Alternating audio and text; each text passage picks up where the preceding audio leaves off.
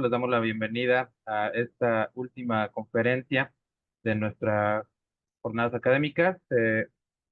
Vamos a estar de aquí a las 6 de la tarde en este evento y bueno, vamos a presentar, esto es parte del ciclo de conferencias magistrales Enfoques Actuales de la Educación Superior. Agradecemos, por supuesto, la presencia de todos los docentes y las docentes de educación superior, de nivel medio superior también y de nivel de posgrado. Yo soy César Augusto García Vitia, profesor de la Facultad de Psicología y voy a ser el moderador de este evento. Les solicitamos, por favor, que mantengan su micrófono en silencio. Cualquier comunicación que ustedes quieran tener la pueden hacer a través del chat, que se encuentra ubicado al centro de la pantalla del Zoom.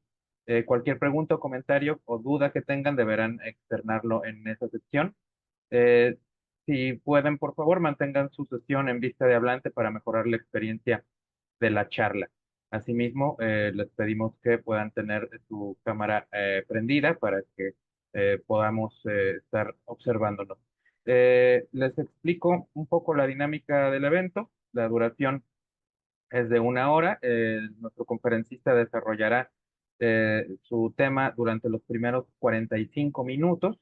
Luego habrá un espacio para preguntas y respuestas. Las preguntas, como les decía, las pueden poner ustedes en el chat y bueno, las que sean más frecuentemente puestas en el chat o las que en algún momento dado existan, vamos a tomar por lo menos por ahí algunas, las 5 más frecuentes para poder hacérselas a nuestro conferencista para que nos las responda. Si existiera algún problema técnico, también pueden dirigir su duda o preguntar en el chat buscando el nombre de apoyo técnico que ya se encuentra también conectado en esta plataforma. Bien, les comento que, bueno, nuestra conferencia de esta tarde se llama La interculturalidad, la agenda pendiente en la educación superior. Y el ponente es el doctor José Claudio Carrillo Navarro, al cual voy a presentar enseguida en una breve reseña de su currículum. Él es filósofo, maestro en educación por la Universidad de Guadalajara, doctor en psicología, profesor e investigador de tiempo completo titular C, miembro del Sistema Nacional de Investigadores, nivel 2. Actualmente es coordinador de la Unidad de Apoyo a Comunidades Indígenas de allá en Jalisco precisamente. Es autor de numerosos artículos y libros a nivel nacional e internacional relacionados con la fundamentación teórica de la violencia, conflictos y acuerdos de convivencia, prevención y atención al maltrato en niños, adolescentes, además del estudio de violencia y desconexión moral en los entornos escolares. Es fundador de la Red de Convivencia y Formación Ciudadana, miembro del Consejo Mexicano de Investigación Educativa, COMIE, y representante de México de la Red de Docentes de América Latina y el Caribe, Red DOLAC. Asimismo, es secretario de la Red de Estudios Interculturales de la ANUI. Muy bien, les damos la más cordial bienvenida, doctor José Claudio. Eh, a continuación ya puede presentarnos su exposición y bueno, le esperamos eh, durante estos primeros 45 minutos para después la sesión de preguntas. Bienvenido, adelante. Muy buenas tardes, muy agradecido por la invitación, doctor César. Igual quiero simultáneamente aprovechar para dar las gracias a la doctora Miriam Rebeca, que me hizo el favor de convidarme para dialogar e intercambiar algunos planteamientos producto de la experiencia que he desarrollado en la Universidad de Guadalajara como responsable de la Unidad de Apoyo a Comunidades Indígenas, que es el espacio que institucionalmente por parte de la Universidad de Guadalajara tiene la encomienda o la tarea de vincularse con los pueblos originarios en un primer término del estado de Jalisco, pero igual de los distintos representativos que hay de pueblos originarios en el área metropolitana de Guadalajara, que dicho sea de paso, pues básicamente tenemos una presencia de casi los 68 pueblos originarios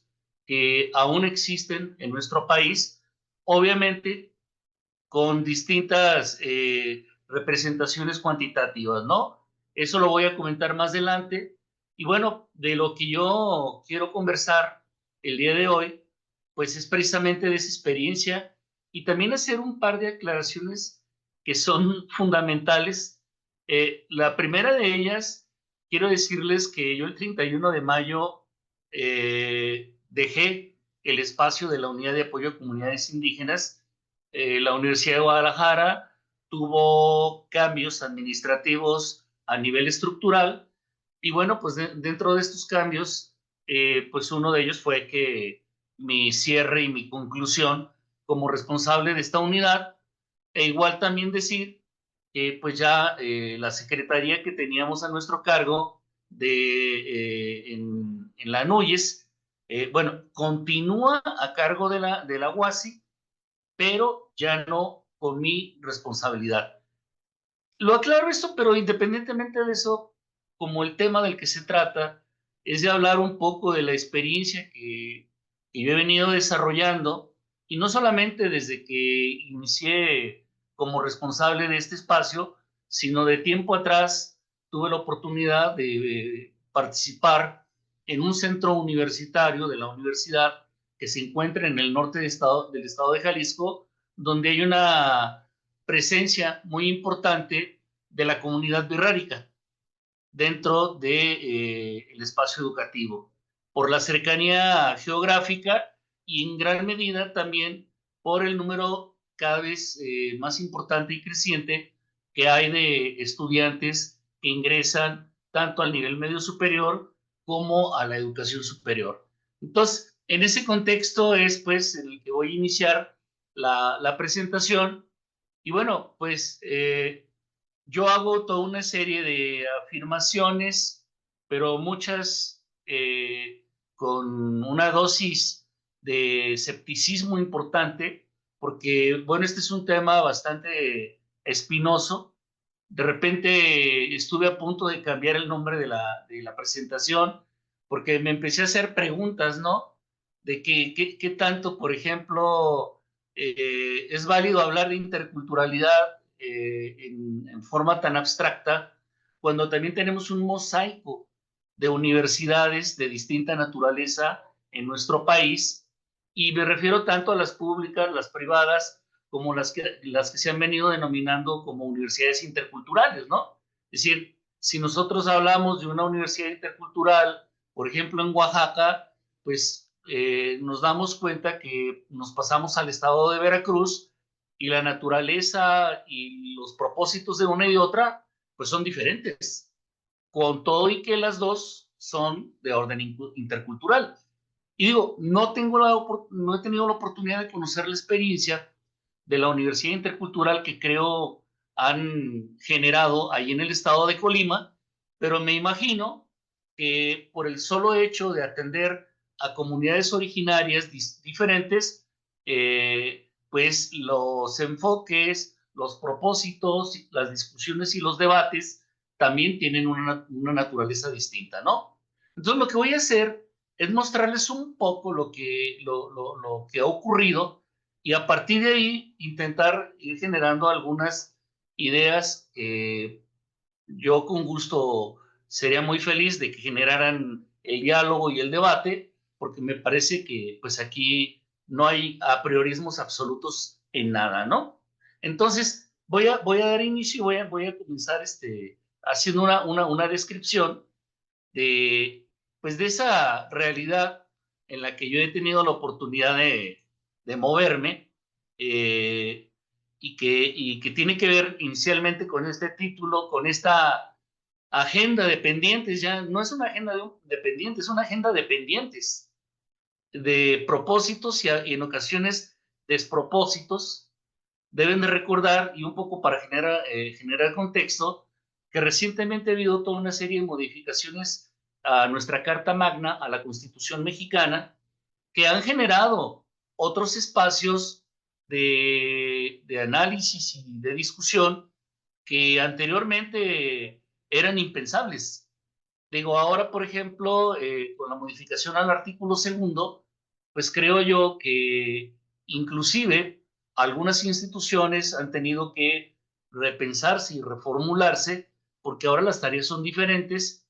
Y bueno, un tema que a lo mejor no está muy conectado, pero creo yo que sí tiene una vinculación importante, pues es la posibilidad que ahora se va a desprender producto de esta reforma al sistema judicial de nuestro país, pues que ha generado toda una serie de encuentros y desencuentros por esta remota o muy factible posibilidad de que quizás el nuevo presidente del tribunal, del Supremo Tribunal, pudiera ser una persona que pertenece a un pueblo originario, ¿no? Y bueno, pues ahí hay todo un debate, pero en gran medida, bueno, yo creo que muchos de estos cambios de orden social, cultural y político, y en este caso jurídico, pues en gran medida tienen una explicación con la dinámica que los mismos pueblos originarios históricamente han venido generando con 500 años de resistencia, de lucha, de debate, de genocidios, de desplazamientos, de terrorismos locales y a veces nacionales, que no puede uno quitarlos del mapa, ¿no? En este sentido, inicio con una expresión que me parece muy interesante de un filósofo que en lo particular a mí me parece ha generado una literatura muy importante sobre el tema de la interculturalidad, que es Raúl Fornet. Este filósofo cubano que ya tiene muchos años radicando en Europa, pero que ha estado preocupado precisamente por los temas de la multi y la interculturalidad, pero desde la filosofía y la ética, ¿no? Y esta frase que dice lo siguiente: poco a poco entendemos que no existe, que no se existe sin nosotros, que somos parte de una misma y única especie humana, que los diversos rostros, idiomas, tradiciones y costumbres son expresiones de una diversidad que nos enriquece como humanidad. Poco a poco comprendemos que no existe la cultura, sino las culturas. Y este plural me parece muy importante, que no podemos seguir considerando que hay culturas superiores e inferiores, pues esta diferenciación es producto de lógicas de conquista y dominación que deben de ser superadas. Pero toda esta crítica al colonialismo, que se le conoce bastante bien a Raúl Fornet, pues es en gran medida parte de la perspectiva con la que yo me identifico, ¿no? De esta construcción de prácticas y discursos que se han instalado en las instituciones políticas y en este caso en las instituciones educativas, ¿no? Bueno, entonces, esta postura, que es una postura con la que yo coincido enorme, pues es precisamente parte de lo que espero que se refleje en esto que voy a narrarles. Como ustedes saben, en México se hablan 364 variantes lingüísticas que provienen de 68 pueblos originarios. Y bueno, esta diversidad lingüística que todavía sigue siendo muy importante, pues es uno de los temas que ha venido siendo objeto de discusión, particularmente el tema de la ausencia de propuestas serias y consistentes para su fortalecimiento. Digo, hablar de esto desde acá en el centro occidente o hacerlo en el sur, creo que tiene sus diferencias, porque, por ejemplo, en el caso de la cultura maya, que hay un desarrollo muy intenso y muy importante, ya reflejado en instituciones incluso de investigación, creo que es muy diferente. O hablar del caso de Oaxaca, digo, por citar un ejemplo, la cultura mije, particularmente creo que les va a sonar el nombre de Yasnaya Aguilar, que en alguna ocasión decía de una manera muy simpática, pero también muy crítica, que allá en Oaxaca no tenían colegio de México, pero tenían colegio Mije. Y creo que de alguna manera, con esta postura, Yasnaya lo que está planteando, pues es toda esa crítica al colonialismo del que ha sido víctima y de manera más intensa en el caso de nuestros pueblos originarios. Digo, todavía, y ahora con la reforma lo decía, pues yo creo que vienen cambios muy importantes que van a buscar e intencionar consolidar más el rescate y el fortalecimiento. Yo quiero imaginarme que a través de las instituciones educativas para el rescate, la reproducción y la permanencia de las lenguas con todas estas variantes que estoy señalando ahí. A mí me parece que ahí hay adelanto, un tema que está ya dentro de la agenda y me pregunto, ¿cómo va a ocurrir eso? ¿Cómo las instituciones educativas, y no hablo nada más de la educación superior, hablo de todo el sistema educativo mexicano, qué estrategias van a seguir para realizar la recuperación de las lenguas originarias, pero no pensar desde acá, desde la cultura mestiza, sino cómo va a promover las condiciones para que las mismas comunidades o pueblos originarios puedan ser los gestores de políticas, de estrategias y de programas que en el caso de las instituciones educativas puedan ayudar a fortalecer, rescatar y darle sentido a las lenguas, ¿no? Eso lo adelanto como una pregunta que ya la apunto como parte de la agenda. En el caso, les decía, de la Universidad de Guadalajara, en la experiencia que hemos tenido, no, nosotros tenemos una presencia muy importante desde el 2000, eh, donde iniciamos con aproximadamente 280 estudiantes de pueblos originarios, en lo que ahora nosotros denominamos la red universitaria de la Universidad de Guadalajara. A lo mejor ustedes no tienen una idea general, o espero que sí la tengan en la mayoría de los casos. La Universidad de Guadalajara se compone de tres subsistemas. El sistema de educación media superior, que es el bachillerato, los centros universitarios, que es donde se imparte la educación superior, y tenemos un sistema de universidad virtual. Estas distintas ofertas educativas, de alguna manera, conforman una red que hace que haya centros universitarios y preparatorias básicamente en la totalidad del estado de Jalisco, constituyéndolo, repito, en una red. Bueno, en su momento, nosotros tuvimos inicialmente, y fíjense que estoy hablando del año 2000, 174 estudiantes en el nivel medio superior y 106 en los centros universitarios que existen en el estado de Jalisco. Esto afortunadamente ha cambiado. Actualmente y precisamente en la unidad de apoyo a comunidades indígenas tenemos una base de datos que registra a más de 6,000 estudiantes. Pero lamentablemente el dato no es tan objetivo, porque de esos más de 6,768 estudiantes que existen, por lo menos lo registrado del 2015 al 2024, no tenemos el dato de alrededor de 2,000 estudiantes que, si bien es cierto se registraron, luego no se le ha seguido o no se le ha dado seguimiento al trayecto que estos han tenido. Y con esto lo que estoy queriendo decir es que no sabemos con precisión si siguen en la universidad o ya no están. Porque la movilidad que tienen los estudiantes pertenecientes a pueblos originarios es muy compleja. Lo que sí tenemos registrado actualmente como estudiantes activos en este momento, salvo los que hayan ingresado recientemente en el calendario anterior, deben de ser poco más de 2,000 estudiantes los que tenemos registrados, que sabemos que sí se encuentran en activo y que se encuentran distribuidos tanto en el nivel medio superior como en los centros universitarios, con las cantidades respectivas de 1,167 en el bachillerato y de 838 distribuidos en los distintos centros universitarios. Bueno, los centros universitarios a los que estoy aludiendo son precisamente los que se encuentran aquí, unos que son centros universitarios llamados temáticos, que pertenecen o que se encuentran localizados en el área metropolitana de Guadalajara, y otros que están repartidos en algunas regiones del estado.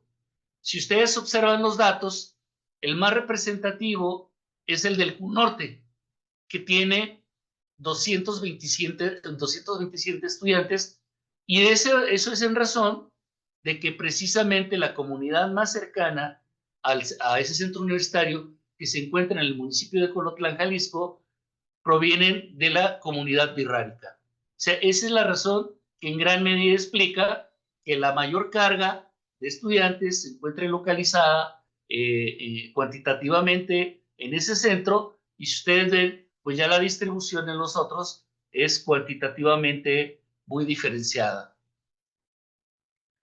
Los estudiantes y su origen a comunidad que tenemos, si ustedes observan, pues son básicamente de los grupos más representativos en términos cuantitativos que existen en nuestro país.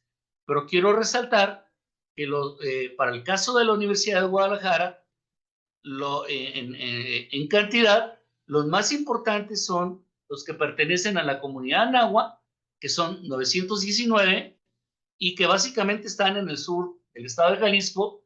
Muy probablemente estudiantes de origen náhuatl sean los que también les correspondan a ustedes, y seguramente están dentro de la Universidad de Colima, o ahora en este nuevo modelo de universidad intercultural. Pero también hay una presencia un poco mayor, ligeramente mayor, de 934 estudiantes birráricas que se encuentran en la universidad. La distribución en el orden, pues si ustedes observan, pues en cantidad son mixtecos, son zapotecos, y también de origen coca, y así en esa graduación. Bueno, esta presencia, bueno, básicamente en un orden jerárquico vendría de esta manera: primero birráricas, nahuas, y al final de la comunidad purépecha. En ese orden es en el que se encuentra su presencia dentro de la Universidad de Guadalajara.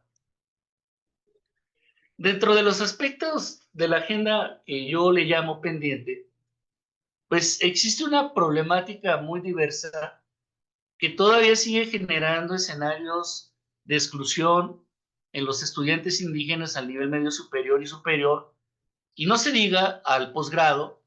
Y ahí quiero resaltar de manera muy particular una característica que tiene la Universidad de Guadalajara para poder ingresar a la misma, y es la existencia de un examen de admisión que se aplica, que no es originariamente formulado por la misma institución, sino que depende de una institución de origen puertorriqueño norteamericano, que se llama College Board. Seguramente algunos de ustedes han oído hablar de esa institución, que se dedica, entre otras cosas, a desarrollar proyectos profesionales de evaluación de las instituciones de educación.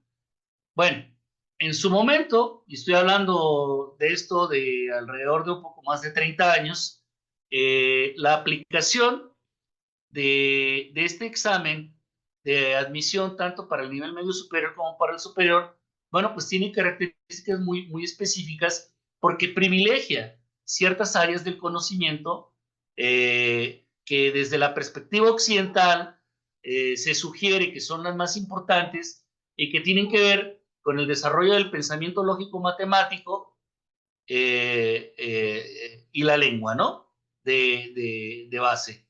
Y bueno, de ello se desprende que la estructura y el diseño de los exámenes que son elaborados por esta institución, que además se encarga de diseñar el examen y de evaluarlo.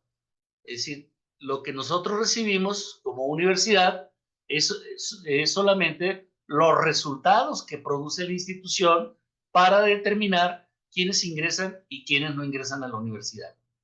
Entonces, desde aquí hay un elemento de carácter excluyente, porque la pregunta que se antoja es, bueno, ¿y los perfiles de los estudiantes que pertenecen a comunidades originarias privilegian estas dos áreas del conocimiento que para este modelo de evaluación son las más representativas y las más importantes. Son las más importantes en el desarrollo de los perfiles educativos en las comunidades originarias y sus instituciones, estas áreas del conocimiento. Entonces, lo que vemos es que desde aquí hay un filtro muy importante que en consecuencia también se traduce en los números y las cantidades de estudiantes que pueden acceder a educación media superior y superior. Digo, aquí hay un tema que tiene que ser revisado porque la pregunta que se antoja es, bueno, ¿tendrían que ser los mismos modelos de evaluación para el ingreso a la universidad los que aplican a estudiantes de pueblos originarios que los que aplican a estudiantes mestizos? Digo, lo voy apuntando como para ir dejando elementos para un diálogo posterior, ¿no? Como lo señalo aquí, pues si bien es cierto que existen distintas experiencias de educación intercultural, pues generalmente los planes de estudio eh, favorecen otro tipo de habilidades que en muchas de las ocasiones no son las habilidades, las destrezas o las capacidades que en un momento dado se fomentan en los niveles anteriores y previos que se desarrollan en las instituciones educativas que forman a los estudiantes de pueblos originarios. Bueno, esta diferencia, pues bien pudiera uno señalarla como un elemento que por ahí Jurjo Torres, un pedagogo español, le llamó algo así como injusticia curricular, ¿no? Es decir, cómo las currículas se convierten, y yo dijera que no solamente para los estudiantes, hombres y mujeres de pueblos originarios, se convierten en un filtro de violencia para permitir el trayecto y el avance del proceso educativo de los estudiantes en general. Algunas de las dificultades que nosotros observamos para la incorporación de los estudiantes de la universidad y que resaltan y resultan muy importantes son las siguientes. En principio, los estudiantes vienen de formas de organización social y cultural totalmente diferentes a las nuestras. Es decir, sus costumbres, sus hábitos, sus maneras de pensar, de hacer, de divertirse, de utilizar el tiempo de ocio o de utilizar el tiempo para el desarrollo de actividades espirituales es totalmente distinto y eso ya genera un choque. Segundo, las condiciones económicas son radicalmente distintas. Las formas de vida y de desarrollo económico que se tiene en los pueblos originarios choca de manera drástica con el modelo absoluto y totalitario que existe en las formas de organización más occidentalizadas, por no decir capitalistas, que predominan en otros medios, particularmente los de la ciudad o los medios urbanos, y que son ajenas en general a las lógicas de producción, de distribución o de generación de riqueza que ocurren en las comunidades originarias. Un elemento fundamental, tienen una lengua diferente y son obligados a hablar otra lengua. Es decir, ese es un elemento que con el tiempo va generando toda una serie de conflictos en los estudiantes que nosotros hemos tenido la oportunidad de revisar, porque si nosotros, para utilizar una expresión de un filósofo occidental que se llamaba Ludwig Wittgenstein, cuando decía que los límites de mi pensamiento son los límites de mi lenguaje, bueno, si nosotros hacemos caso a la expresión, vamos revisando cómo, por ejemplo, en un momento dado, en la lengua implícita o en otras veces explícitamente, hay una cosmovisión, hay una lógica, una manera de entender el mundo, el universo, de generar explicaciones en torno a él, que choca de manera radical. O sea, no es solamente el tema de la lengua, que ya de por sí es importante, es el tema de la carga de significados y significantes que tiene la lengua, que son totalmente distintos, y que eso puede ser una barrera para la comunicación y la convivencia, lo cual tiene implicaciones muy serias. Otro aspecto que también nosotros fuimos identificando como una limitación que a lo mejor cada vez es un poco menos en el caso del acceso, sobre las fuentes de información y los límites que tienen, ¿no?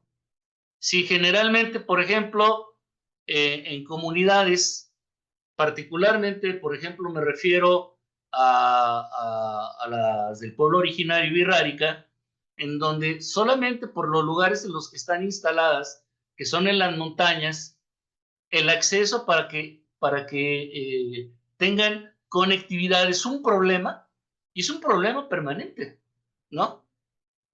Eso, de alguna manera, pues también genera que sus condiciones de acceso y de uso de las fuentes de información, pues también tengan límites, y ahí hay otro obstáculo, ahí hay otro elemento que dificulta las cosas también de una manera muy seria. Otro elemento importante que también fuimos encontrándonos en este proceso de interacción que hemos tenido con estudiantes que están dentro del espacio universitario, es que no tienen las mismas oportunidades para realizar sus manifestaciones culturales que tienen otros. Es decir, por ejemplo, si uno revisara cuántos espacios hay para que estas culturas, por ejemplo, tengan una exposición, ¿no? De su arte o de su cultura, pues son casi por deducción natural, o inexistentes o muy limitadas. Y cuando se les dan espacios, y es un elemento que hay que destacarlo, y yo lo digo de manera crítica, muchas veces son para folclorizar sus expresiones culturales, y no tanto como un espacio de expresión política, artística, cosmogónica de su visión, sino más para destacar aspectos que lamentablemente terminan folclorizando sus expresiones. Otro elemento importante que se deriva de esto es que el desarrollo de los aspectos tecnológicos y científicos generalmente no van ni están acorde precisamente con el uso de su propia lengua. Quiero poner un ejemplo. Actualmente, por ejemplo, hay quienes seguramente han tenido la oportunidad de dar cuenta que muchas comunidades tienen una página web, ¿no? Que es una página donde ilustran sus actividades, donde dan muestra de sus expresiones, de su trabajo, entre otras cosas. Pero, por ejemplo, en el campo de lo educativo, yo les comento, porque esa experiencia a mí me tocó vivirla más de cerca. Se hizo un intento por traducir inicialmente los planes y programas de estudio de las carreras que se ofertaban en el Centro Universitario del Norte al Wixárika. Bueno, a lo mejor uno puede decir es una acción bastante loable, importante, pero el punto es, o la pregunta es, ¿y basta solamente con hacer traducciones de programas y planes de estudio a la lengua originaria para que se resuelvan los problemas de fondo? Creo que ahí hay una situación a discutir. ¿Por qué? Pues porque no solamente las currículas están cargadas de toda la lógica de lo que se entiende y significa el conocimiento científico o los saberes reconocidos como científicos en la cultura occidental, y no es solamente un tema de traducción. O sea, creo que ahí hay un tema epistemológico de fondo que tendría que ser revisado, pero con el propósito de reformular las propuestas curriculares, de integrarlas de una manera distinta que efectivamente integren, o sea, los llamados saberes tradicionales de las culturas. Un tema terriblemente complicado es que hay pocos docentes y orientadores profesionales en la educación superior.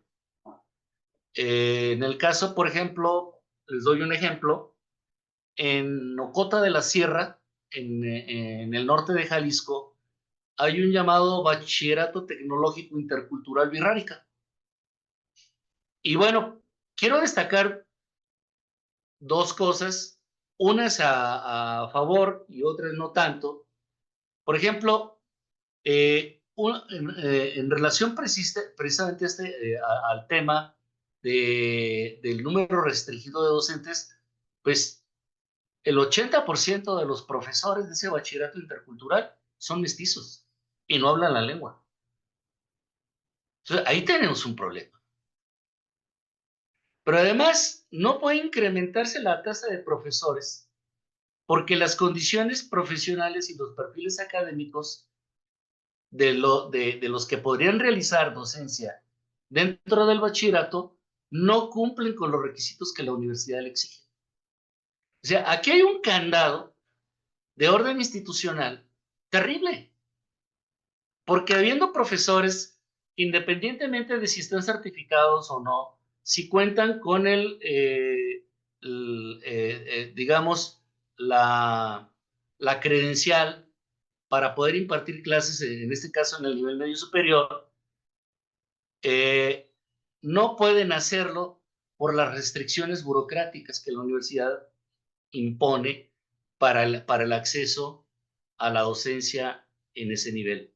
Entonces no es un problema solamente de deseos. O sea, por supuesto que hay profesores y docentes de muy alta calidad, pero cuando los requisitos para poder ingresar a la universidad son un filtro para que tengan dificultades y lo pueden realizar, pues ahí tenemos un problema, ¿no? Entonces, la pregunta es si ¿quién es el que tiene que cambiar? Pues lo que tiene que cambiar es la universidad. La universidad tiene que cambiar sus estrategias y sus mecanismos para que para que profesores de pueblos originarios puedan acceder al nivel medio superior o a la educación superior. Es decir, se tienen que cambiar los criterios.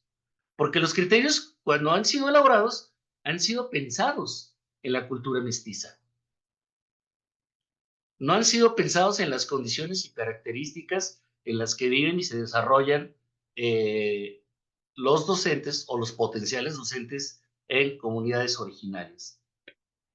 Y entonces, otro problema que también nos encontramos, que luego de repente también se convierte en una situación incluso de deserción, es la poca experiencia que tienen para realizar los trámites burocráticos administrativos los estudiantes. Si generalmente no hay una cultura administrativa suficiente y luego de repente eso se vuelve en un freno y se vuelve en un obstáculo para que desde que los estudiantes no sepan dónde hacer un trámite, no sepan con quién dirigirse, no sepan qué tipo de documentos requieren, o cuando saben, imagínense que de repente les exigen un acta de nacimiento, ¿no? Para hacer un trámite determinado. Y el no contar con un acta de nacimiento es suficiente para que un estudiante no pueda hacer un trámite. Y entonces en ocasiones, muchas de las ocasiones, se convierte también en otro filtro, ¿no? Un elemento que también quiero destacar y que me parece importante es que en los procesos de acompañamiento que regularmente se realizan a través de las tutorías en las instituciones, pues no hay un modelo de tutoría para estudiantes indígenas. O sea, nuevamente, es un modelo de tutorías para un perfil de estudiante que no atiende, que no reconoce las diferencias de los perfiles culturales y de desarrollo que tienen los estudiantes indígenas. Y esto no porque sean muy sofisticados estos modelos que se implementan de manera generalizada dentro de las instituciones, sino porque el problema central es que al estandarizarlos y homogeneizarlos, no reconocen la diferencia. Entonces, aquí destaco algunas de las dificultades que nos hemos venido encontrando o hemos ido recogiendo de la experiencia que tenemos. Y bueno, en consecuencia, estos aspectos, quiero destacarlo, pues generan dificultades para lo que todavía no hemos dicho que en términos específicos, pero sí es un gran problema para su inserción dentro de la educación superior.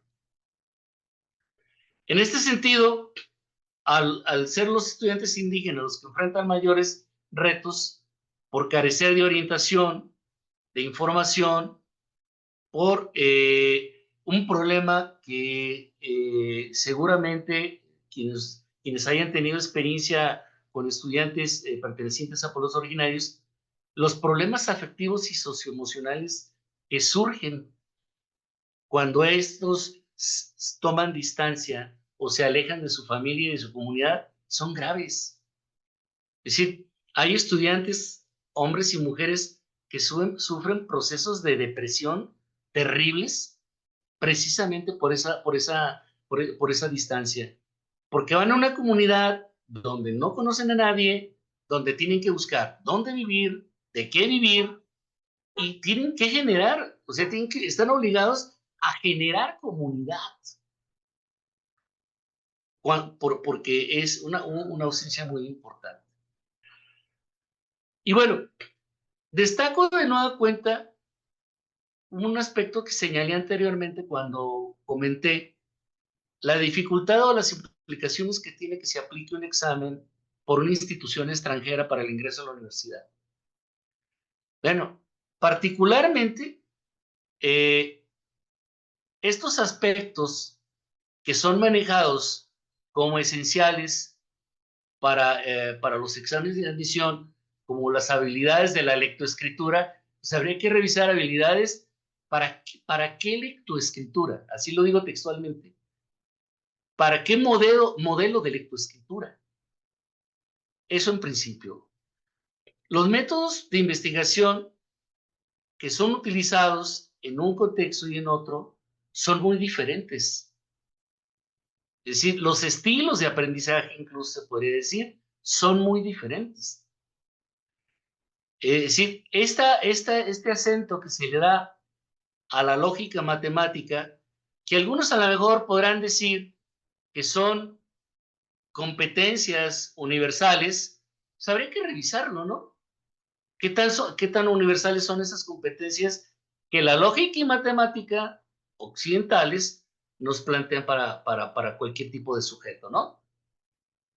Y por otro lado, este idea del manejo del español como segunda lengua y obligatoria, pues no es menor en las implicaciones que tiene. Y bueno, ahora que se está hablando de hacer un giro fundamental, porque luego aparece el inglés. Entonces, además de tener que hablar y escribir en español o en castellano, tienen que aprender inglés. Es decir, yo creo que este orden tiene que obligadamente que subvertirse y fundamentalmente tiene que, desde mi punto de vista, tendría que desaparecer como una exigencia para el ingreso a la universidad. Me parece que eso todavía es un filtro más violento o igual que los anteriores. Quiero comentarles una experiencia que tuvimos con un trabajo colaborativo que hicimos con la Coordinación de Planeación del Estado de Jalisco. Nos invitaron a que elaboráramos un estudio de qué tan presente estaba el tema de la interculturalidad en las instituciones educativas públicas y privadas en educación superior en el Estado. Y salieron cosas que quizás solamente documentan empíricamente lo que ya sabemos, ¿no? O muchas de las cosas que ya sabemos. Y por ejemplo, una de las preguntas que hicimos para tratar de identificar parte de esta problemática fue, por ejemplo, si su institución contaba con estrategias para identificar, nada más, para identificar a estudiantes de pueblos originarios. Bueno, si ustedes revisan, no todas las instituciones cuentan con esa condición. La misma Universidad de Guadalajara, y lo digo de manera autocrítica, no contaba en su formato de ingreso con un apartado en donde se pudiera identificar a qué comunidad originaria pertenecían los estudiantes. El dato que solicitaban generalmente en el formato de la Universidad de Guadalajara era una sola pregunta que decía, ¿de qué pueblo vienes? Entonces los estudiantes, digo, al ser la pregunta tan abierta, tan abstracta, decían, pues yo vengo de, eh, no sé, de Morelia, ¿no?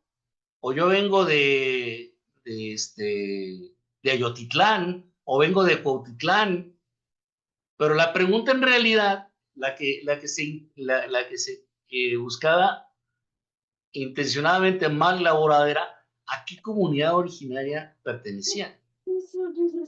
Entonces imagínense el sesgo que hay, es decir, entre contestar, es muy distinto preguntar a qué pueblo perteneces, a decir, o de qué pueblo vienes, a decir, de qué comunidad originaria vienes.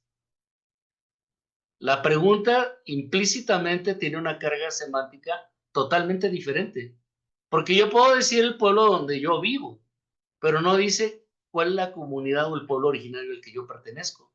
Bueno, eso recientemente, hace 2 años, lo cambiamos y hemos mejorado un poco. ¿Por qué es importante esta pregunta? Bueno, pues porque si no sabemos de qué pueblo originario, a qué pueblo originario pertenecen nuestros estudiantes, pues mucho menos podemos generar una estrategia de trabajo de la naturaleza que sea para poder trabajar con él. O sea, esa característica de la diferencia tan importante, y déjenme decírselo, la mayor parte de los profesores no sabemos muchas veces el origen de nuestros propios estudiantes. Entonces, ahora imagínense el problema que representa, además, no saber si pertenecen a un pueblo originario o no, que ya le genera otro conjunto de problemas adicionales, ¿no? Entonces, por eso nos pareció importante preguntar qué tanto las instituciones, a través de sus mecanismos de registro, tenían datos sobre el tema y bueno, pues nos dimos cuenta que ahí hay un problema que no está resuelto. Otra de las preguntas que también es bien importante, y esto lo quiero decir porque, bueno, no sé si ustedes alguna vez se han preguntado si en las instituciones públicas de educación superior donde ustedes han trabajado, tienen, por ejemplo, un departamento, una unidad o una coordinación que le dé seguimiento a los estudiantes de pueblos originarios. Es decir, ¿cuántas universidades tienen una instancia que de manera profesional, de manera sistemática, trabaje el tema de las comunidades originarias? Bueno, eso ya de entrada es un problema muy importante. Y bueno, si ustedes revisan, eh, el 46% dice que no, ¿no? Que no, pero que en algunas ocasiones se dan cuenta que de manera aleatoria y circunstancial alguien pudiera darles atención, pero el 26% de manera tajante dicen no, nosotros no tenemos un departamento o un área o una unidad para hacer eso. Eso, bueno, habría que revisar qué tanto el contar con un área en cada una de las universidades puede ayudar a mejorar este tipo de procesos de atención, ¿no? Por otro lado, ¿qué apoyos o estrategias tienen las instituciones para desarrollar estrategias interculturales? Y bueno, la mayor parte dice que cuenta con programas de becas, ¿no? Que ahora se han diversificado de una manera mucho más amplia, porque como ustedes lo saben, aunque no es de manera exclusiva para estudiantes de pueblos originarios, pero por ejemplo la beca Benito Juárez es una beca muy importante que proporciona recursos, pero de manera indiferenciada, ¿no? O sea, no es exclusiva. En el caso del estado de Jalisco, la Comisión Estatal Indígena, de 2 años para acá, ha venido generando una beca que le llaman de la interculturalidad, pero cada vez los recursos son curiosamente menores, ¿no?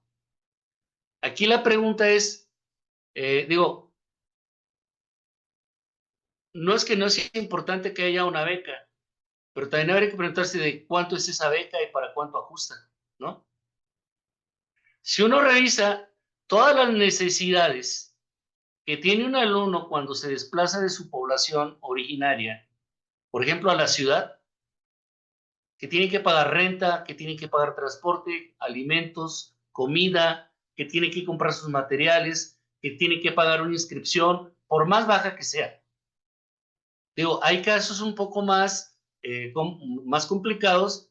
Por ejemplo, acá en una carrera como la de medicina, pues ellos cobran 8, 9 mil pesos semestrales para pagar los insumos que los estudiantes van a utilizar en su desarrollo, en su trayectoria curricular.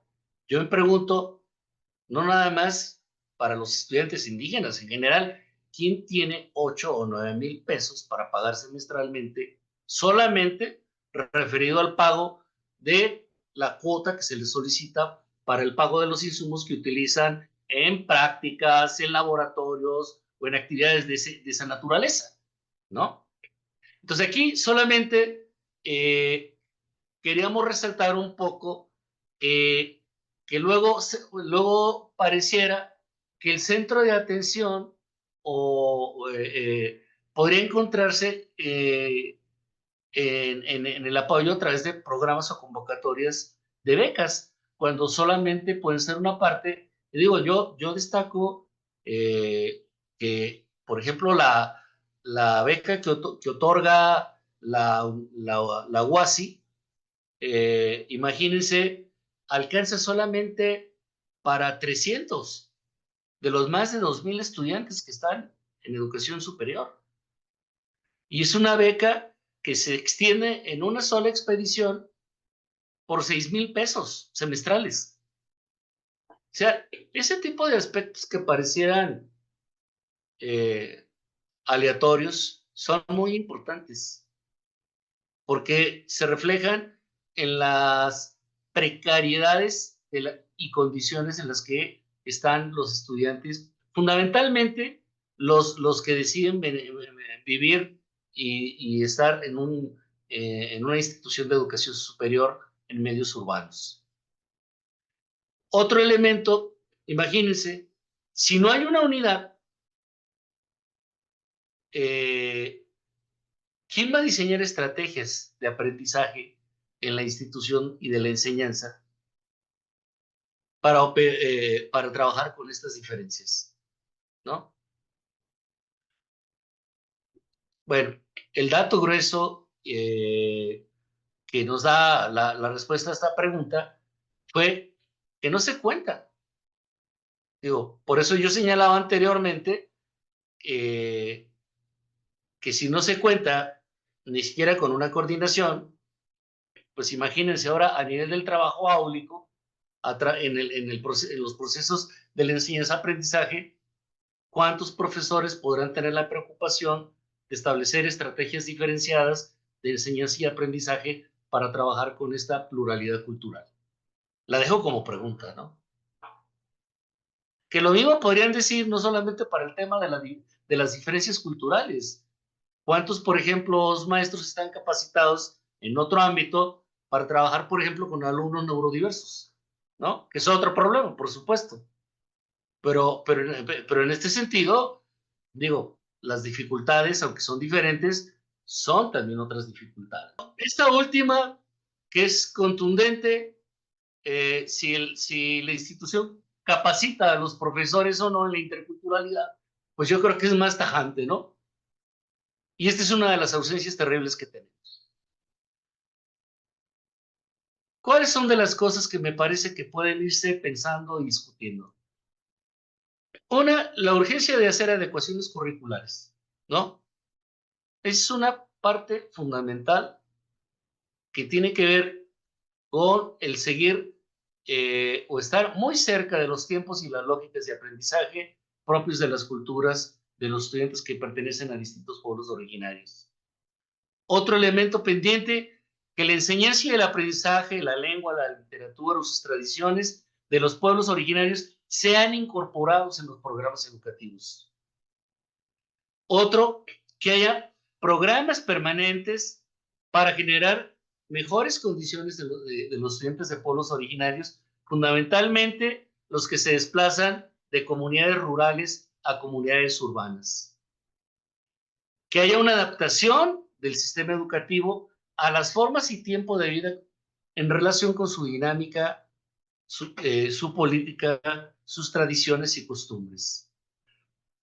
Un elemento esencial, el incremento de los apoyos presupuestales para las escuelas con perfil intercultural, el diseño de políticas públicas para el desarrollo de centros educativos con perfil intercultural, pero formuladas desde los pueblos originarios, no desde el centro, ¿no?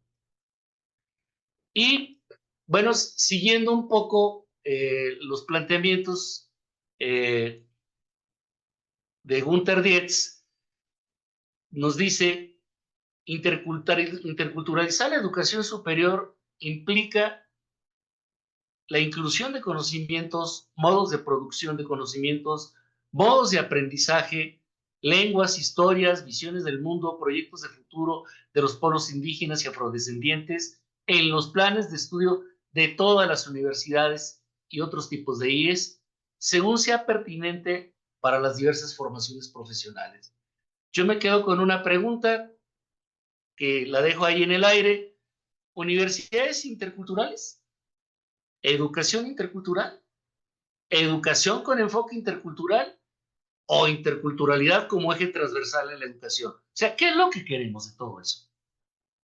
Pero esta pregunta fundamentalmente me la estoy haciendo en el contexto de una universidad pública como en la que yo estoy, donde creo que la ausencia terrible de ejes y políticas transversales que fomenten el desarrollo de la interculturalidad son una ausencia. Y lo lamento mucho. Lamento mucho que se hable de tema de inclusión, pero que la interculturalidad siga siendo un tema o que se omite intencionadamente, o se ignora, o no se quiere que aparezca. Bueno, con esto creo que dejé muchas cosas por ahí para dialogar y estoy listo. Gracias. Muchas gracias, doctor José Claudio, por su presentación. Sin duda alguna, esto nos sensibiliza que en estados tan cercanos, por supuesto, como es el caso de Jalisco, de nuestro estado de Colima, pues existe una diversidad tremenda y que también en Colima tendríamos que empezar a ver precisamente hacia este tipo de circunstancias. Eh, Hay varias preguntas, muchas tienen que ver con el cómo hacerle. De hecho, ya en las últimas presentaciones que nos dijo, en el que la información que nos comentaba, pues ya llegan algunos cómo, ¿verdad? No sé si usted identifica algunas experiencias ya reales existentes de algunas otras instituciones donde se podría identificar algunas estrategias que hayan resultado exitosas hasta el momento para poder integrar e incluir sin duda alguna este tipo de pueblos. Bueno, a mí me parece que en el sur del país, particularmente en los estados de Chiapas, de Veracruz, en Yucatán y en Oaxaca, sí existen modelos que se han creado, pero desde las mismas instituciones que han sido generadas por los propios pueblos originarios, que sí han tenido la oportunidad de participar tanto en los diseños curriculares de sus propuestas educativas y en consecuencia han tenido la oportunidad también de generar los modelos pertinentes para evaluar los procesos tanto de la enseñanza y del aprendizaje como los procesos curriculares, los de la institución, y que también han generado estrategias de capacitación y formación docente, pero desde la perspectiva de sus propias culturas. Sí, yo creo que un elemento que va a seguir resultando contradictorio en esta dinámica es pretender que desde la visión de centro-occidente o eurocéntrica se sigan planteando los modelos para que sean extrapolados a las culturas de los distintos pueblos originarios y solamente formen parte de un proceso de adaptación forzada de lógicas que son totalmente ajenas a sus cosmovisiones, a sus prácticas culturales, a su lengua y a su visión del mundo en general. Es decir, yo creo que en las universidades del sur hay experiencias muy rescatables de algunos modelos interculturales. En la veracruzana, particularmente, creo yo, donde se encuentra Gunther Dietz y su equipo de trabajo, creo que han desarrollado experiencias muy interesantes. Por ejemplo, hay una que recuerdo y que me llamó mucho la atención, la creación de una maestría que hicieron en educación, pero el requisito para entrar a la maestría es hablar náhuatl, ¿no? Es decir, digo, creo que eso le va dando ya un carácter en donde, bueno, pues si acá ahora el requisito es aprender español, para un estudiante indígena, bueno, pues ahora para un mestizo y que quiere ingresar a una maestría como la que yo está proponiendo, pues es saber náhuatl, ¿no? Digo, como que se invierte el proceso, ¿no? Y no, aunque por supuesto que no me parece que se trate de imponer una lógica u otra, porque si no, entonces esta idea del diálogo de saberes, que es una idea muy importante, que se ha favorecido para hablar de los modelos de educación intercultural, pues quedaría totalmente eliminada, ¿no?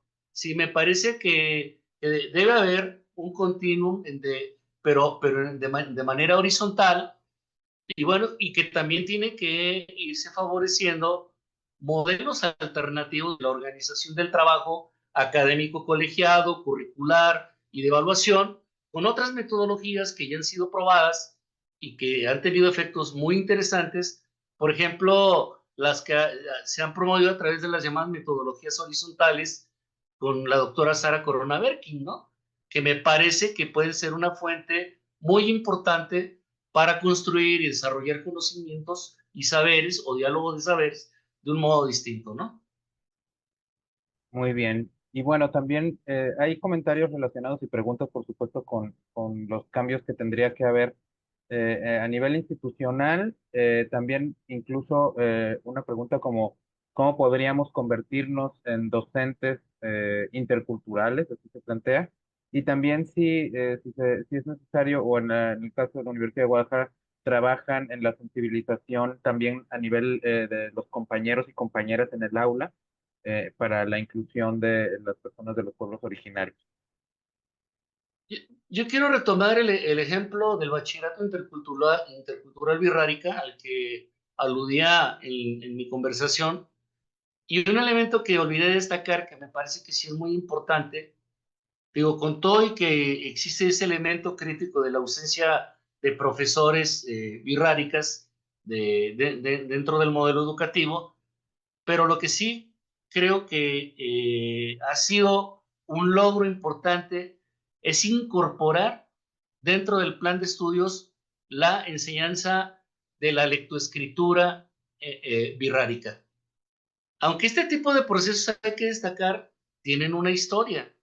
¿Sí? Para que, por ejemplo, pudiera incorporarse como parte del plan de estudios la enseñanza de la lectura y de la escritura del Wixárika, pues tuvo que haber un proceso anterior que no existía, que era la inexistencia de una gramática wixárika, ¿no? O sea, para poder transmitir la enseñanza de la lectura y de la escritura de una lengua, se ocupa una gramática.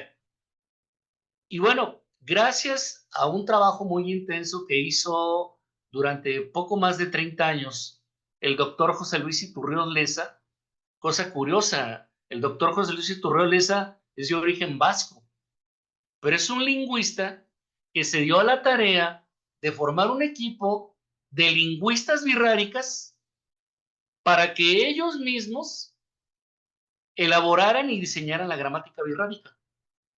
Bueno, ahora cuando ustedes quieran conocerla, no sé cuántos tomos son ya del trabajo que hicieron el doctor José Luis Iturrios y todo un equipo de ahora doctores en lingüística,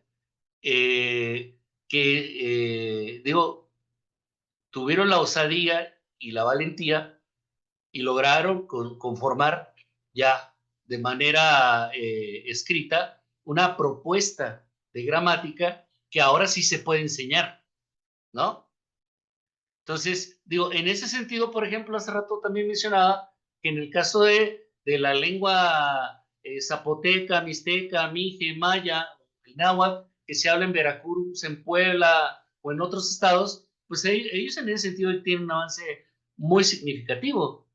Y gracias a eso, pues eso se ha podido implementar en los planes de estudio, ¿no? O Muy sea, bien, pues. una cosa que quiero destacar es que hay cosas que paralelamente deben de ocurrir para que puedan implementarse en el campo educativo. Pues muchas gracias. Pues, resulta sin duda alguna muy interesante a nuestro público conocer la experiencia de la Universidad de Guadalajara y también voltear a ver las universidades del sur para aprender un poco de estas pues, distintas políticas que han podido realizar y por supuesto pensar en las que podríamos nosotros mismos integrar a cada quien a su institución. Pues no resta más que agradecerle, doctor José Claudio Carrillo Navarro, por esta conferencia. Quisiéramos leerle la constancia con la cual pues, la Universidad de Colima quiere agradecer su presencia en esta tarde.